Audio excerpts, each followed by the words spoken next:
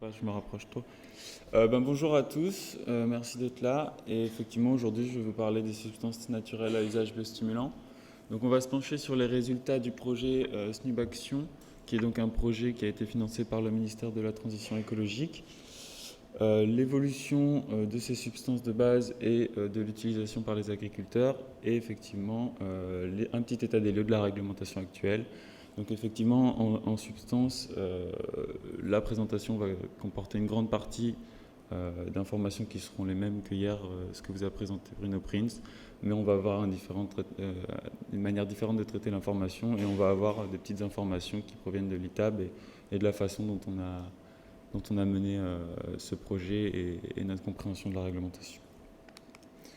Donc tout d'abord un petit récap sur les biostimulants, avec les différents biostimulants qui peuvent donc être de type biotique si ils ont une action liée aux bioagresseurs, donc que les bioagresseurs soient de maladies ou des insectes. Et donc si notre biostimulant biotique veut être autorisé à mettre sur le marché, il va devoir faire l'objet d'une autorisation au niveau de l'EFSA, au niveau européen, dans le cadre de la réglementation européenne, donc en tant que stimulateur de défense des plantes, qu'on peut aussi voir comme étant stimulateur de défense naturelle ou éliciteur dans la réglementation. C'est donc de la protection phytosanitaire et ça va coûter beaucoup plus cher que les autres parties qu'on va voir tout de suite, avec les biostimulants de type abiotique, donc pour les stress abiotiques, qu'ils soient salins, thermiques ou IV, etc. Donc si notre biostimulant de type abiotique remplit les conditions lui permettant d'être une substance naturelle à usage biostimulant, ça va être très intéressant parce qu'il n'y a pas d'autorisation sur le marché et parce que l'autorisation est très simplifiée. Par contre, si ce biostimulant abiotique ne remplit pas ces conditions, il va être le sujet de la réglementation des fertilisants à l'ANSES. Ouais. Donc à l'ANSES en tant que matière fertilisante et support de culture. Et donc là, il va y avoir une autorisation de mise sur le marché qui, elle aussi, va coûter beaucoup plus que pour les SNUB. Donc c'est aussi le cas des micro-organismes, car une des conditions pour être une SNUB, c'est que la substance n'est pas un micro-organisme. On va maintenant voir quelques petites substances pour voir et essayer de les placer dans les différentes réglementations. Avec tout d'abord la laminarine. Donc la laminarine, tout le monde connaît, c'est une algue marine qui va avoir des propriétés de stimulation de défense des plantes et donc va être dans la réglementation européenne de protection phytosanitaire. Si maintenant on se penche sur l'ortie avec par exemple le purin d'ortie, étant donné que l'ortie remplit les conditions pour être une substance naturelle à usage biostimulant, donc principalement qu'elle peut être considérée comme alimentaire en alimentation humaine ou animale, on va pouvoir la placer dans les substances naturelles à usage biostimulant. Si maintenant on prend le cas d'un micro-organisme, donc n'importe lequel, prenons par exemple Bacillus subtilis, il ne remplit pas intrinsèquement les conditions pour être une SNUB et va donc faire l'objet de la réglementation fertilisant MFSC à l'ANSES. Donc un petit rappel sur les SNUB qui font donc partie des préparations naturelles peu préoccupantes. À noter qu'il est très important de ne faire aucune allégation de protection des plantes, car il y a une partie des PNPP, préparations naturelles peu préoccupantes, qui est réservée à ces allégations, et ce sont les substances de base donc, dont on a beaucoup parlé, qui sont réglementées au niveau européen. Et donc, nos SNUB vont faire partie de la fraction fertilisation. À noter que c'est de la partie fertilisation, sauf qu'il est très important que notre substance ait un intérêt outre les simples éléments nutritifs qui vont être à l'intérieur. Et donc, il faut qu'il y ait un effet supplémentaire dit effet biostimulant. Un bref historique, donc ça va être un peu comme Bruno Prince a pu le dire hier, mais on va reprendre. Avec en 2006 la définition des préparations naturelles peu préoccupantes et de la méthode qui va permettre leur mise sur le marché. Mais toutefois, étant donné que ce sont principalement des petites préparations que les agriculteurs vont très facilement pouvoir faire eux-mêmes chez eux, il y a très peu d'intérêt économique et donc personne n'a voulu payer pour une AMM à l'ANSES pour autoriser une SNUB.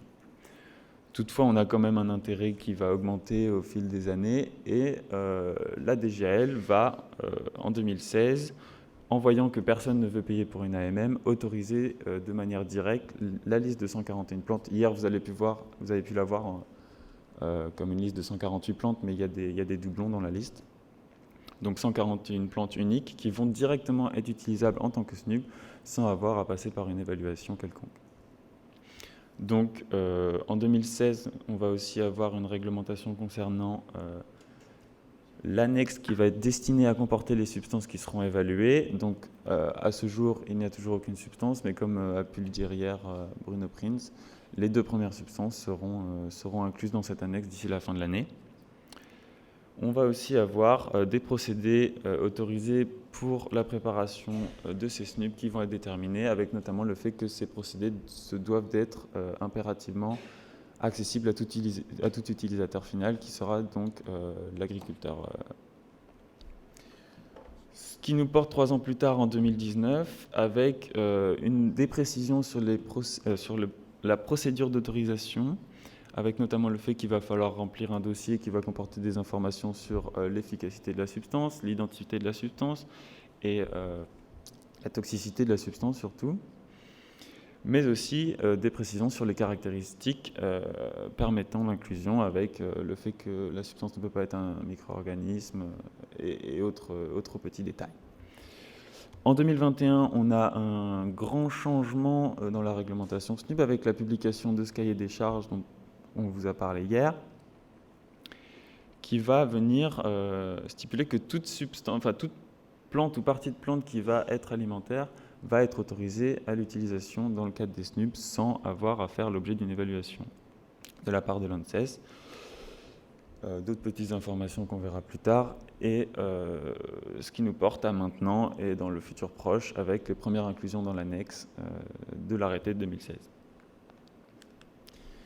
Donc, une autre des conditions qui va permettre à une plante de devenir une SNUB, enfin d'être autorisée en tant que SNUB, c'est qu'elle va montrer des caractéristiques de biostimulation et donc répondre à l'un des 4 critères de biostimulation qui va être stipulé dans la réglementation européenne. Donc, les méthodes pour prouver que notre plante va être biostimulante vont être soit des savoirs ancestraux, soit des essais terrain ou une revue de la bibliographie qui va démontrer sans équivoque que notre substance est bien biostimulante. Et donc on va se pencher sur ces 4 critères en essayant de trouver quelles pourraient être des substances qui vont avoir ces critères-là. Avec par exemple la disponibilité des éléments nutritifs du sol, on peut imaginer une substance qui va augmenter la teneur en complexe argilo-humique du sol et ainsi favoriser l'absorption des éléments par la racine.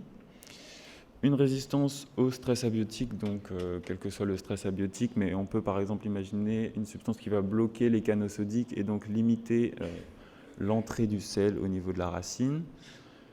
Les caractéristiques qualitatives, donc ça c'est un critère très général qui va donc permettre, on en a peur, d'autoriser un peu tout et n'importe quoi. Mais on peut imaginer des substances qui vont augmenter la quantité de métabolites secondaires ou la quantité de vitamines au sein du produit fini. L'efficacité d'utilisation des éléments nutritifs, ça c'est vraiment très précis et je pense que d'un point de vue expérimental, ça va être très difficile à prouver, mais on peut imaginer des substances qui vont moduler le métabolisme de notre plante d'une manière ou d'une autre. Donc maintenant, si on se penche sur la composition d'une SNUB, c'est-à-dire quelle plante on va pouvoir mettre dans notre préparation à base de substances naturelles à usage biostimulant. Et donc on va avoir 2 catégories, celles qui sont autorisées de manière automatique, donc qui ne nécessitent pas de dossier, et donc ces substances-là, ça va être celles qui vont être comprises dans le cahier des charges qui a été donc publié en 2021. Dans ce cahier des charges, on va avoir toute partie de plantes, fruits, légumes, semences ou algues qui pourra être considérée comme alimentaire pour les animaux ou par les humains. mais aussi la liste des 141 plantes qui avait été publiée en 2008 et qui, même si la plante n'est pas considérée comme alimentaire, sera tout de même autorisée de manière automatique sans nécessité d'évaluation. Donc toujours, qu'est-ce qu'on va pouvoir mettre dans notre SNUB? Cette fois-ci, ça va être les substances qu'on va devoir faire passer par l'ANSES et à l'aide d'un dossier.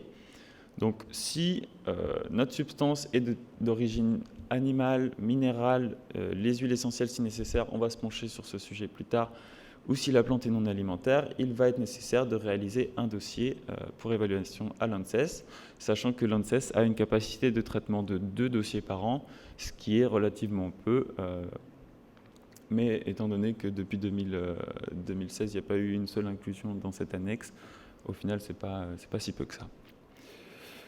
Si le dossier passe à l'ANSES et que la toxicologie et l'efficacité sont déterminées comme étant valables par l'ANSES, on va avoir une inclusion dans l'arrêté de l'annexe, dans l'annexe de l'arrêté de 2016. Et donc, dans le cadre du projet SNUB Action dont je vous parlais tout à l'heure, nous, à l'ITAB, on a voulu réaliser des dossiers pour des substances qui proviendraient de chacune de ces origines. Donc on a tout d'abord fait une substance minérale avec la léonardite. On n'a pas trouvé de substance animale, enfin on en a trouvé, mais soit elle nécessitait un process qui était on pouvait difficilement demander à un agriculteur de faire une pyrolyse, de casser les protéines en acides aminés. Donc pas de substance animale à ce jour. Ou alors on avait des soucis par rapport à la réglementation des sous-produits animaux qui devaient respecter des normes.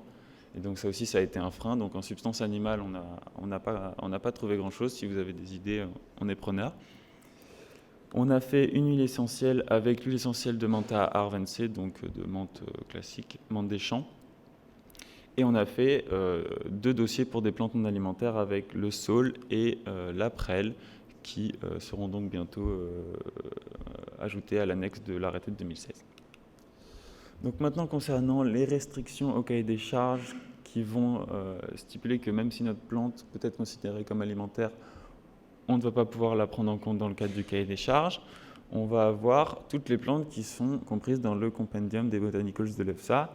Donc comme l'a dit hier Bruno Prince, on va avoir des restrictions sur quelles plantes on ne va pas avoir le droit d'utiliser car elles ont été définies historiquement ou récemment comme étant toxiques.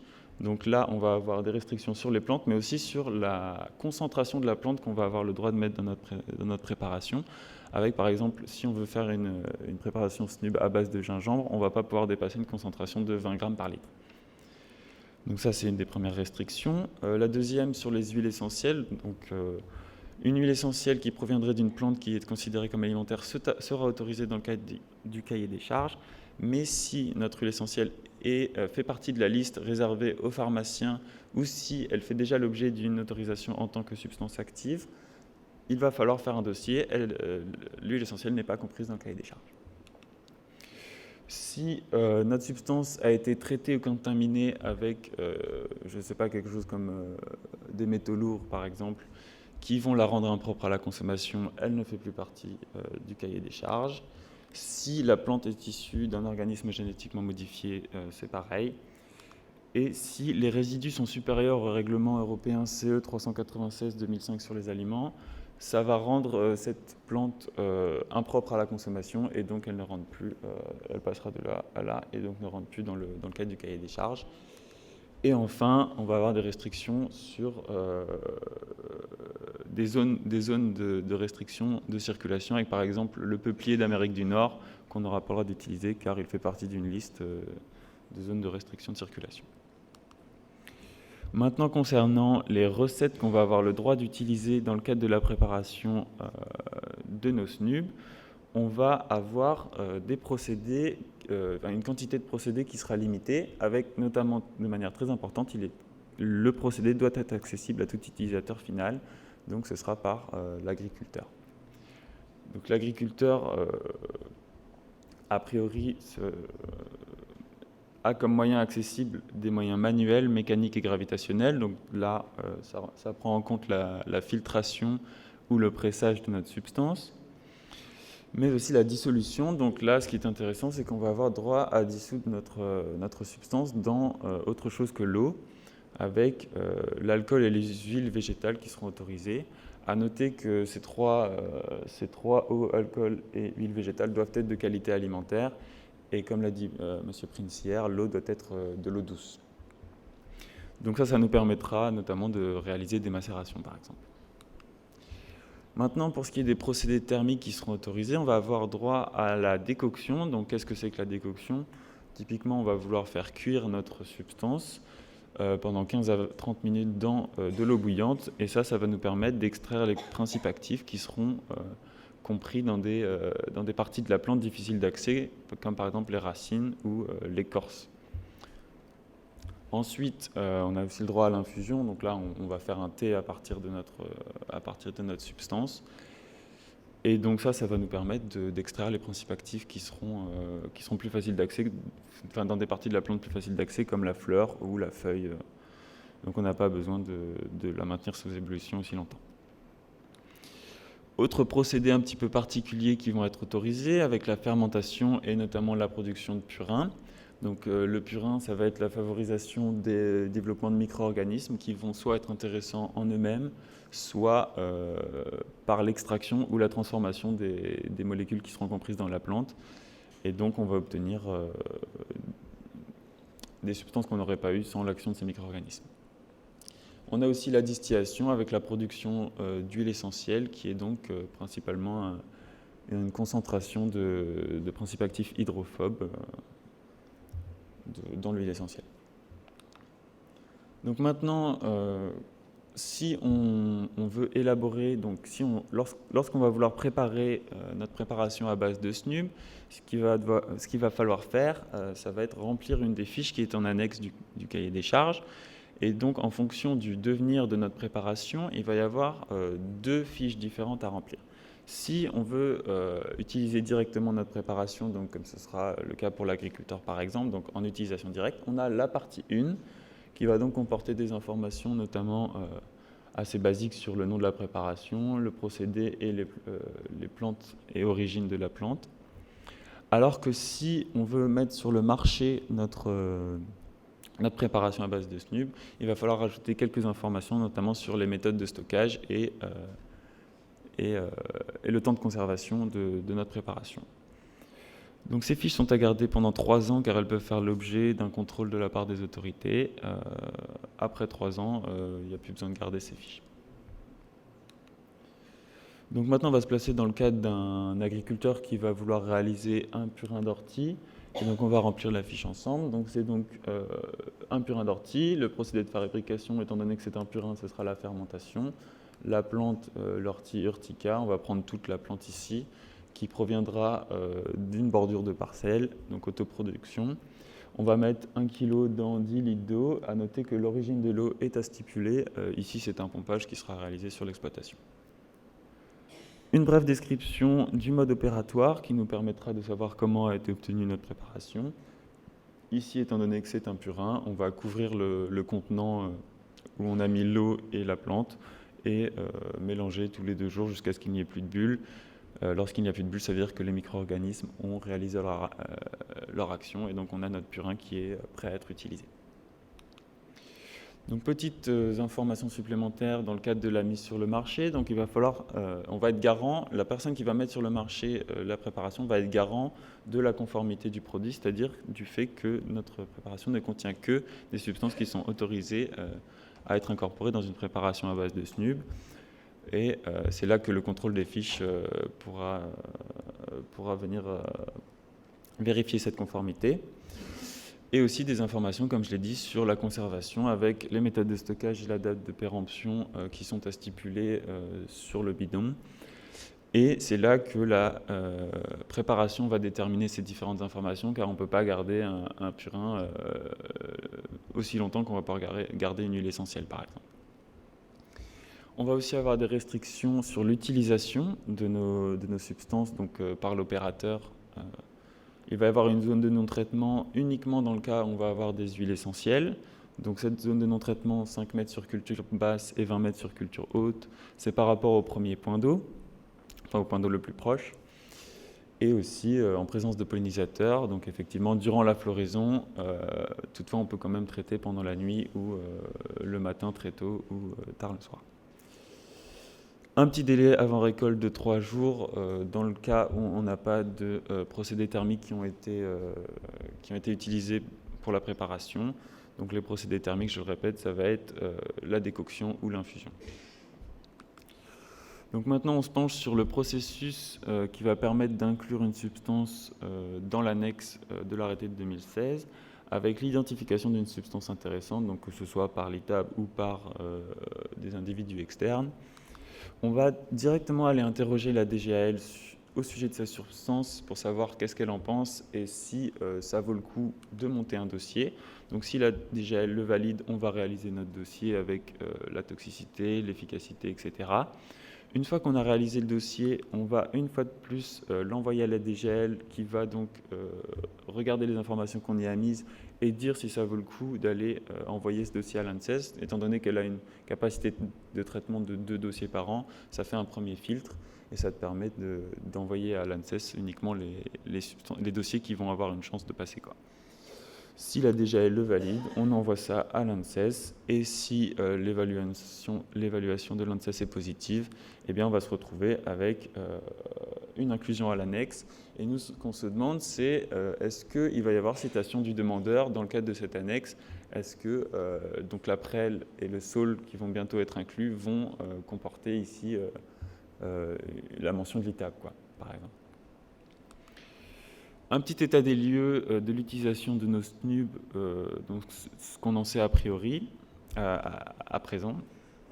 Les agriculteurs en bio donc, vont avoir un intérêt, notamment pour des substances comme par exemple la léonardite qui fait déjà l'objet d'une autorisation dans le cadre d'une formulation qui est autorisée en agriculture biologique. Donc on peut se dire que ces substances SNUB vont avoir un intérêt pour eux. On sait déjà que les agriculteurs en biodynamie utilisent certaines préparations qui peuvent rentrer dans le cadre de cette réglementation SNUB. Donc on sait que pour eux, il va y avoir un intérêt important. Par contre, pour ce qui est des agriculteurs conventionnels, on se dit que pour l'instant, ils ont un panel de possibilités qui est tellement important qu'ils vont avoir peu d'intérêt à se pencher, à regarder ce qu'il en est des SNUB. Toutefois, si le panel de solutions continue à se réduire, comme c'est le cas récemment et dans le passé proche, peut-être qu'un jour, ils vont se pencher sur ces SNUB et ça va devenir intéressant pour eux. Nous, ce qu'on a fait, c'est qu'on a publié une liste la plus exhaustive possible qui permet qu'on a obtenu en compilant toutes les listes provenant d'organismes officiels qui vont, donc c'est des listes de plantes qui seront considérées comme compléments alimentaires ou autorisées en alimentation humaine et animale. Donc nous, on a pris toutes ces listes, on les a compilées, on a enlevé les doublons et on obtient une liste d'environ 1200 plantes qui permettent, en cas de contrôle, de s'assurer et d'assurer aux contrôleurs que cette plante est considérable comme étant alimentaire, que ce soit animal ou humain. Du coup. Cette liste est publiée depuis la semaine dernière, comme disait Patrice, dans la revue Cahier d'agriculture et est disponible à tout un chacun qui voudra aller la chercher, pour être téléchargée. Maintenant, si on se penche sur l'histoire d'un dossier, comment on en est arrivé à faire ce dossier de la léonardite et qu'est-ce que c'est que la léonardite? Donc, dans le cadre du projet SNUB Action, qui est donc financé par le ministère de la Transition écologique, on avait une substance qui avait été identifiée par la DGAL avec la léonardite. Et donc, en 2020, la DGAL nous dit on a cette léonardite, faites un dossier, il a de grandes chances de passer, étant donné qu'il est déjà autorisé en agriculture bio en plus. Donc on se lance dans ce dossier. Qu'est-ce que c'est que la léonardite? La léonardite, c'est donc un composé de la matière organique qui, avant de devenir du charbon, et dans le cas où elle va être piégée entre 2 couches d'argile imperméable, va se retrouver dans des conditions physico-chimiques qui vont lui permettre d'accumuler en grande quantité les acides humiques et acides fulviques. Et donc ces acides vont avoir un intérêt au niveau du sol. Donc on va l'utiliser dilué dans l'eau ou en amendement direct avant la mise en place de la culture. Toutefois, lorsqu'on a cherché, on a vu la toxicité, a priori il n'y avait pas de souci, l'efficacité il n'y avait pas de souci, mais par contre on ne savait pas exactement caractériser le mode d'action de cette substance, parce que les scientifiques se demandent encore si l'augmentation du rendement va provenir d'une augmentation de la teneur en complexe argilo-humique ou si ça va venir d'une facilitation de l'assimilation du fer par la plante. Donc on a rempli ce dossier et on l'a envoyé en mai 2021. En conclusion sur ces SNUB, on peut voir qu'effectivement la réglementation est donc maintenant effective et complète et qu'on a une augmentation très importante du nombre de substances, notamment parce qu'on est passé d'une réglementation positive avec une liste de 141 plantes qui sera expressément autorisée et qu'on n'aura pas le droit d'utiliser toutes les autres, à une liste négative avec toutes les substances qui sont considérables comme alimentaires, animales ou humaines, sauf certaines substances qui sont expressément interdites. Donc nous, on a trouvé 1200 plantes, mais en théorie, il peut y en avoir encore plus, des milliers, quoi. On a maintenant la possibilité d'inclure un dossier dans l'annexe 1, donc réaliser des autorisations individuelles de substances qui ne seront pas prises en charge par le cahier des charges. Et ça grâce à un dossier modèle d'inclusion qui n'a pas encore été validé par la DGAL, mais qui pourra encore faire l'objet de quelques petites modifications, mais en soi, le dossier qu'on a utilisé est déjà complet. Donc, comme disait hier M. Prince, beaucoup de gens se sont posé la question de l'interaction entre cette réglementation SNUB et le nouveau règlement biostimulation européen qui a donc été publié cette année en juillet. Et comme le disait Prince hier, la réglementation française, nationale, primant sur la réglementation européenne, il n'y a absolument pas de problématique par rapport à ce sujet.